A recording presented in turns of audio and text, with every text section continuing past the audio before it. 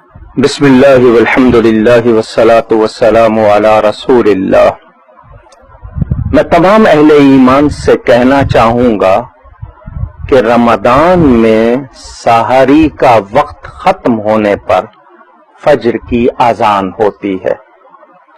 کچھ لوگ یہ کہتے ہیں کہ اذان کے درمیان کھاتے پیتے رہنے سے روزہ نہیں ٹوٹتا، اور وہ اذان ختم ہونے تک چائے پی لیتے ہیں، پانی کا گھونٹ بھر لیتے ہیں، کچھ لوگ شاید سگریٹ کے کش لگا لیتے ہیں۔ یاد رکھیں، جو اذان سحری کا وقت ختم ہونے پر شروع ہوئی ہے اس میں کچھ بھی کھانے پینے سے روزہ نہیں رہے گا۔ یہ احتیاط کرنی ہے ورنہ روزے ضائع ہو جائیں گے۔ بڑی توجہ دیجیے گا، سحری کا وقت ختم ہونے سے 1-2 منٹ پہلے ہی اپنے آپ کو روک لیں تاکہ آپ کا روزہ ضائع نہ ہو۔ دوسری بات، پورے رمضان کی اکٹھی نیت نہیں ہوگی، ہر روزے کی الگ نیت۔ نیت دل کے ارادے کا نام ہے۔ آپ سحری کے لیے اٹھے ہیں، یہی نیت ہے، مگر بغیر نیت کے روزہ نہیں ہوگا۔ دل کا ارادہ ہونا چاہیے، زبان سے کہہ لیں جس طرح وہ الفاظ کہے گئے وَبِصَوْمِ غَدٍ نَوَيْتُ، حالانکہ یہ الفاظ گرامر کے لحاظ سے درست نہیں۔ آپ اردو میں کہہ لیں کہ میں کل کا روزہ، کیونکہ ابھی پو نہیں پھٹی ہے، صبح صادق نہیں ہوئی ہے، تو میں کل کے روزے کی، اور پو پھٹ چکی ہے تو میں آج کے روزے کی نیت کرتا ہوں۔ ہر روزے کی نیت الگ ہوگی، پورے رمضان کی اکٹھی نیت نہیں ہو سکتی۔ تیسری بات، روزے کی حالت میں ٹوتھ پیسٹ کا استعمال نہ کیجیے گا۔ کیوں؟ اس میں رنگ بھی ہوتا ہے، ذائقہ بھی ہوتا ہے۔ تھوک میں مل کر، لعاب میں مل کر اگر وہ حلق سے نیچے چلا گیا روزہ ٹوٹ جائے گا۔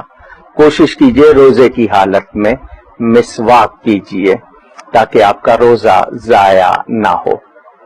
چوتھی بات، ہم لوگ روزے کی حالت میں اپنے آپ کو ڈرامہ دیکھنے، فلم دیکھنے، کوئی گیم کھیلنے میں لگا لیتے ہیں، ٹائم پاس کرنے میں۔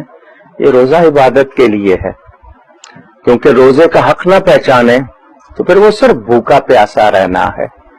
روزہ بہت بڑی نیکی ہے، اس کی قدر کریں۔ روزے کی حالت میں ایسے کام کوئی نہ کیجیے جو روزے کو ضائع کر دیں یا اس کا ثواب ختم کر دیں۔ تراویح ہر روزے کے ساتھ ہے، مرد کے لیے بھی، عورت کے لیے بھی، ہر روزے کے ساتھ۔ یہ جو 3، 5، 6، 7، 10 روزہ تراویح ہوتی ہیں، یہ اس لیے کہ آپ ایک جگہ قرآن کی سماعت کر لیں، اس کے بعد اپنی سہولت سے جب چاہیں نماز پڑھ لیں۔ لیکن 3 دن پڑھ لی، قرآن سن لیا، اب نماز نہیں پڑھ رہے ہیں، اور وہی تراویح کوئی ضروری نہیں ہے، تو اس کو ہلکا سمجھنا یہی تو خرابی ہے۔ ٹی شرٹ پہنی ہوئی ہے، اس پہ تصویر بنی ہوئی ہے جانور کی یا جاندار کی، ایسا نہ کیجیے۔ ننگے سر نماز پڑھنے کی عادت نہ ڈالیے۔ کبھی مجبوری ہوئی، ٹوپی نہیں ہے، پڑھ لی، لیکن آپ کہتے ہیں جی بغیر ٹوپی کے بھی ہو جاتی ہے، تو پھر رسول اللہ صلی اللہ علیہ وسلم نے بغیر ٹوپی کے کیوں نہیں پڑھی؟ صحابہ نے کیوں نہیں پڑھی؟ اولیاء نے کیوں نہیں پڑھی؟ کیا انہیں مسئلہ معلوم نہیں تھا؟ تو کبھی نہیں ہے اور بات ہے، عادت نہ ڈالیے، بلکہ امامہ باندھ کر پڑھنے میں تو ثواب بھی زیادہ ملتا ہے۔ تو یہ مسجدوں میں جو پلاسٹک کی یا دوسری ٹوپیاں، یہ اسی لیے رکھی گئی کہ آپ کو احساس ہو، حالانکہ پلاسٹک لباس نہیں ہے، وہ مکروہ ہوتا ہے، مگر آپ کو احساس دلانے کے لیے۔